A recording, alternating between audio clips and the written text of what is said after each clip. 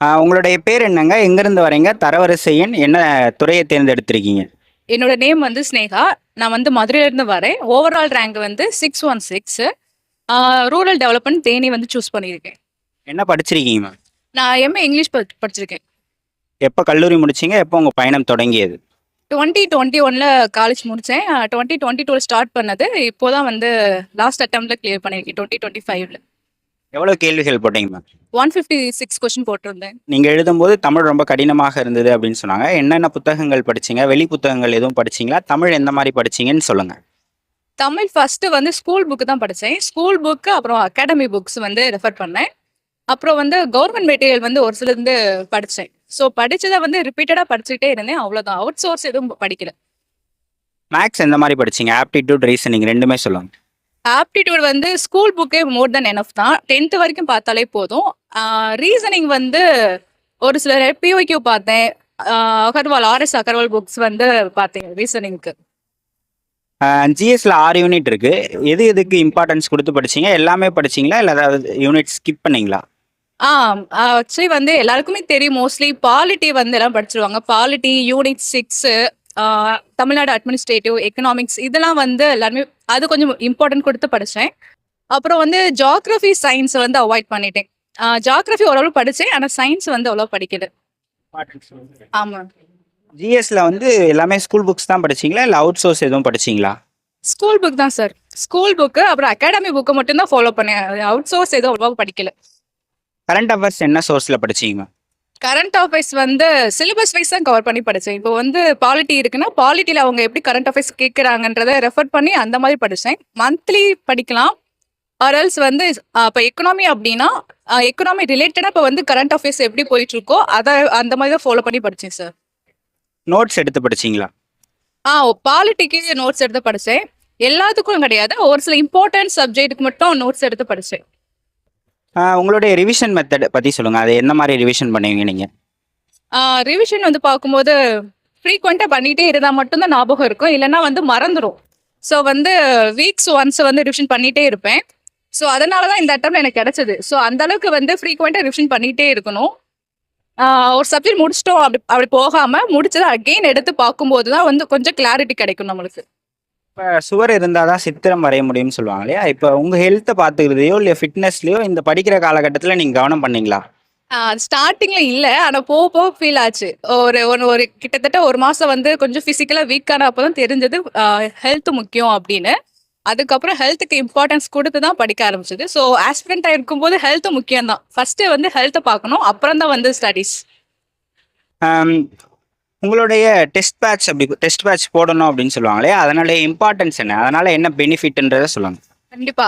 Test தான் வந்து ரொம்ப இம்பார்ட்டன்ட். இப்போ வந்து நான் 2 அட்டெம்ப்ட் முன்னாடி கொடுத்தேன். ஆனா வந்து கிளியர் ஆகல. இந்த அட்டெம்ப்ட் வந்து கிளியர் ஆனதுக்கு ரீசனே வந்து டெஸ்ட் பேட்ச் தான். ஸோ வந்து நான் டெஸ்ட்டை வந்து டீட்டெயிலாக அனலைஸ் பண்ணிட்டு தான் அடுத்த டெஸ்ட்டுக்கு படிக்க போவேன். ஸோ வந்து ஒரு கொஸ்டினை வந்து போட்டோன்னு இல்லாமல் A to Z வந்து எல்லாத்தையும் அனலைஸ் பண்ணிட்டு அதை ப்ராப்பராக யூஸ் பண்ணால் any one can achieve it. நிறைய ஆஸ்பிரண்ட்ஸ் கிட்ட நம்ம கடந்த தேர்வு எழுதின அப்புறம் உரையாடணும். அதில் எல்லாருமே என்ன சொன்னாங்கன்னா, எக்ஸாம் ஹாலில் தமிழுக்கே நான் நிறைய நேரத்தை செலவு பண்ணிட்டேன், அதனால தான் என்னால் மேக்ஸோ ஜிஎஸ்ஓ போட முடியல, ஸோ அதான் நான் பண்ண மிஸ்டேக் அந்த மாதிரி சொன்னாங்க. எக்ஸாம் ஹாலில் என்னென்ன மிஸ்டேக்ஸ்லாம் பண்ணக்கூடாது? கண்டிப்பா. அந்த 3 ஹவர்ஸ் தான் வந்து நம்ம டிசைட் பண்ண போது. நம்ம எவ்வளோதான் வந்து ப்ரிப்பேர்டாக போயிருந்தாலும் அந்த 3 ஹவர்ஸை கரெக்டாக யூஸ் பண்ணணும். ஸோ வந்து நான் மென்டலி ப்ரிப்பேர்டாக தான் போயிருந்தேன். அந்த 3 ஹவர்ஸில் நம்ம வந்து மிஸ்டேக் பண்ணிடக்கூடாது அப்படின்னு. ஸோ தமிழ் கஷ்டம் தான், இல்லைன்னு சொல்லலை. ஸோ அதனால் தெரிஞ்ச கொஸ்டினை மட்டும் போட்டுட்டு அந்த தெரியாத கொஸ்டினை அவாய்ட் பண்ணிட்டு சரி லாஸ்ட் பார்த்துக்கலான்னு போயிட்டேன். So most of the people என்ன பண்ணியிருப்பாங்க அப்படின்னா தமிழுக்கே வந்து டைம் எடுத்திருப்பாங்க. ஸோ அதனால தான் வந்து அவங்க வந்து லூஸ் பண்ண ரீசன். ஸோ வந்து தெரியாத கொஸ்டினுக்கு வந்து நம்ம வந்து ரொம்ப டைம் எடுக்கக்கூடாது. ஸோ தெரியாத கொஸ்டின் அவாய்ட் பண்ணாலே வந்து நம்ம ஸ்ட்ரெஸ் ஃப்ரீயாக வந்து அந்த எக்ஸாம் ஹாலில் வந்து கொண்டு போனால் ஈஸியாக இருக்கும் எக்ஸாம். இப்போ நம்ம எல்லா நேரமுமே மோட்டிவேட்டடாக படிச்சுக்கிட்டே இருப்போம் அப்படின்னு சொல்ல முடியாது. நம்மளும் ஹியூமன் தான். எப்போயாச்சும் செல்ஃப் டவுனாக இருக்கும், படிக்கவே தோணாது, சலிப்பாக இருக்கும், என்னடா படிச்சதையே படிச்சுட்டு இருக்கோம் அப்படின்லாம் தோணும். எப்படி மோட்டிவேட்டடாக தொடர்ச்சியாக ஒரு 4 ஆண்டுகள் படிச்சிங்க? கண்டிப்பாக அது வந்து சம்டைம்ஸ் வந்து டிமோட்டிவேட் ஆகும். இருந்தாலும் வந்து ஒரு ட்ரீம் இருக்கும். கண்டிப்பாக அதை நம்ம போய் தான் ஆகணும், ரீச் பண்ணி தான் ஆகணுன்றப்போ ஆட்டோமேட்டிக்காக அது பூஸ்டப் ஆயிரும். குடும்பத்தில் எல்லோரும் சப்போர்ட் பண்ணாங்களா நீங்கள் படிக்கிறதுக்கு? ஆமாம் சார். ஃபேமிலி சப்போர்ட் இல்லைன்னா I will not stand here. So வந்து ஆக்சுவலி ஃபர்ஸ்ட் வந்து ஃபேமிலி மெம்பர்ஸுக்கு தான் வந்து தேங்க் பண்ணணும். அவங்க தான் வந்து ஃபுல் சப்போர்ட் எனக்கு பண்ணாங்க. ஈவன் ஃபர்ஸ்ட் 2 அட்டம்ப்ட்ல ஃபெயிலியர் ஆனப்போ கூட வந்து நெக்ஸ்ட் படி உன்னால முடியும். எப்பயுமே வந்து அவங்க மோட்டிவேட் பண்ணிட்டே தான் இருப்பாங்க. இப்போ வெளியில டிமோட்டிவேட்லாம் வந்துதா உங்க ஃப்ரெண்ட்ஸ் இல்ல ரிலேட்டிவ்ஸ்ல இல்ல அக்கம் பக்கத்துல எதுக்கு படிச்சுட்டு இருக்க? வயசு ஆகிட்டே இருக்கு, கல்யாணம் பண்ண அந்த மாதிரிலாம் சொல்லிக்கிட்டே இருப்பாங்க இல்லையா? அந்த மாதிரிலாம் உங்களுக்கு இருந்ததுங்களா எதனா? ஃபேஸ் பண்ணியிருக்கேன். இன்னும் இவ்வளோ வருஷம் படிச்சுட்டு தான் இருக்கேன். எப்போ வந்து வேலைக்கு போவ? அப்படிலாம் கேட்பாங்க. அப்போ நமக்கு வந்து பதில் சொல்ல முடியாது. இப்போ வந்து என்னோட ரிசல்ட் வந்து அவங்களுக்கு பதிலா இருக்கும். ஸோ வந்து அதெல்லாம் வந்து நல்லது தான். அவங்க கிரிட்டிசைஸ் பண்றாங்கன்னா, அது வந்து நம்ம பாசிட்டிவா எடுத்து படிக்க ஆரம்பிச்சிட்டோம் அப்படின்னா, அதுவே வந்து ஒரு மோட்டிவேட் மாதிரி தான் நம்மளுக்கு. ஸோ அந்த கிரிட்டிசைஸ்லாம் வந்து நம்ம பெருசா மைண்ட் பண்ணக்கூடாது. அவ்வளோதான் சார். இப்ப நீங்க யங்ஸ்டரா இருக்கிறதால கேட்கிறேன். மொபைல் வந்து ஒரு பெரிய டிஸ்ட்ராக்ஷனா இருக்கு படிக்கிற ஆஸ்பிரண்ட்ஸ்க்கு. நீங்க எந்த மாதிரி பயன்படுத்துனீங்க? அதுல ஏதாவது தள்ளி வைக்கிறதுக்கு ஏதாவது யூஸ்ஃபுல்லா பண்ணீங்களா? அத பத்தி சொல்லுங்க. மொபைல் மொபைல் டிஸ்ட்ராக்ஷன் எனக்கு அந்த அளவுக்கு பெருசா இல்ல. நான் வந்து யூஸ் பண்ணுவேன். பட் எனக்கு போர் அடிக்கிற டைம்ல ஒரு 10 மினிட்ஸ் அவ்வளோதான். அத தாண்டி நான் வந்து மொபைல் அவ்வளோ யூஸ் பண்ண மாட்டேன். மோஸ்ட்லி வந்து என்னோட ஸ்டடீஸ் சம்மந்தமா மட்டும் தான் மொபைல் யூஸ் பண்ணனால எனக்கு அது பெரிய டிஸ்ட்ராக்ஷனா இல்ல சார். ஒரு இவ்வளோ ஒரு 4 ஆண்டுகளா ஆஸ்பிரண்டா இருந்தீங்க. அன்னையிலிருந்து இன்னைக்கு இப்ப ஒரு அச்சீவரா ஆயிட்டீங்க. இப்போ உங்க சக்சஸ் ஜர்னிய ஷேர் பண்ணிட்டீங்க. இந்த மூமெண்ட் எப்படி இருக்கு மேம்? ரொம்பவே ஹேப்பியா இருக்கு. ஆக்சுவலி இந்த மூவ்மெண்ட்டுக்காக தான் இவ்ளோ இயர்ஸா அந்த வெயிட் பண்ணிட்டு இருந்தேன். ஸோ இந்த மாதிரி வந்து நெறைய அச்சீவர்ஸ் ஸ்பீச்லாம் பார்ப்பேன். ஸோ ஒன் டே நம்மளும் இந்த மாதிரி ஸ்பீச் குடுக்கணும் அப்படின்னு நெனச்சுட்டே இருப்பேன். அது இன்னைக்கு வந்து நனவாயிருச்சுன்றப்போ I feel so happy. Counselling process பத்தி சொல்லுங்களேன். என்னென்ன சர்டிஃபிகேட்லாம் வெரிஃபை பண்ணுவாங்க? அத வந்து நம்ம அப்ளை பண்ணும்போது என்ன வந்து அப்லோட் பண்றோமோ அதுதான் கேட்பாங்க சார். பேசிக்கா வந்து 10th, 12th mark sheet, community certificate, PST முடிச்சிருந்தாங்கன்னா அந்த சர்டிஃபிகேட் அவ்வளோதான் சார். இதுக்கப்புறமா இப்போ புதுசா ஒருத்தர் படிக்க வராங்க. இப்போ உங்க வீடியோ பார்த்துட்டு புதுசா ஒருத்தவங்க படிக்க வராங்கன்னா, எப்படி எங்க இருந்து ஸ்டார்ட் பண்ணலாம்? எப்படி படிக்கலான்ற மாரி அறிவுரை சொல்லுங்க அவங்களுக்கு. ஃபர்ஸ்ட் வந்து சிலபஸ் எடுத்து வச்சு டீகோட் பண்ணி படிச்சாலே வந்து போதும். ஒரு சிலருக்கு வந்து சிலபஸ்ல இருக்கிறத தாண்டி படிப்பாங்க. அப்படி இல்லாம வாட் இஸ் வாட் என்ன படிக்கணும் பிஒய்க்கு எடுத்து பார்த்தாலே அவங்களுக்கு ஒரு கிளாரிட்டி கிடைச்சிடும். லாஸ்ட் ஒரு 5 இயர்ஸ் கொஸ்டின் அவங்க எடுத்து பார்த்தாங்கன்னா, ஸோ எந்த மாதிரி எக்ஸாம் அப்ரோச் பண்ணணும், ஒரு சப்ஜெக்டை எப்படி அப்ரோச் பண்ணணும்னு சொல்லிட்டு அந்த ஐடியா கிடைக்கும். அது பண்ணாதனால தான் ஒரு பிகினருக்குமே வந்து அது கஷ்டமா இருக்கு.